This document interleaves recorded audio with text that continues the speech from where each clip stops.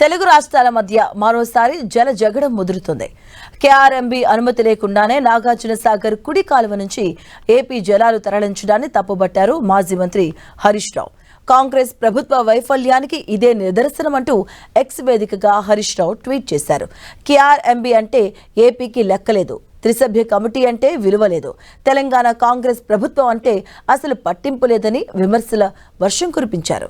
అసమర్థ సీఎం ఉంటే ఒక రాష్ట్రం ఎలా నష్టపోతుందో కృష్ణా జలాల విషయంలో జరుగుతున్న పరిణామాలే నిదర్శనమంటూ విరుచుకుపడ్డారు మాజీ మంత్రి హరీష్ రావు.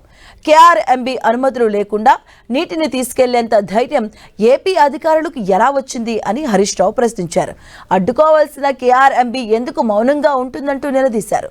అసలు కాంగ్రెస్ ప్రభుత్వం ఏం చేస్తుందని ఆగ్రహాన్ని వ్యక్తం చేశారు హరీష్ రావు.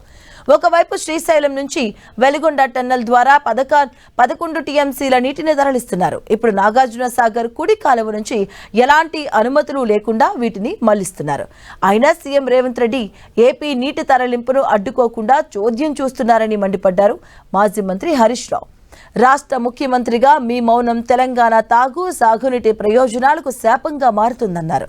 ఇదే వైఖరిని కొనసాగిస్తే తెలంగాణ ప్రజల ముందు చరిత్రహీనుడుగా మిగిలిపోతారని హెచ్చరించారు.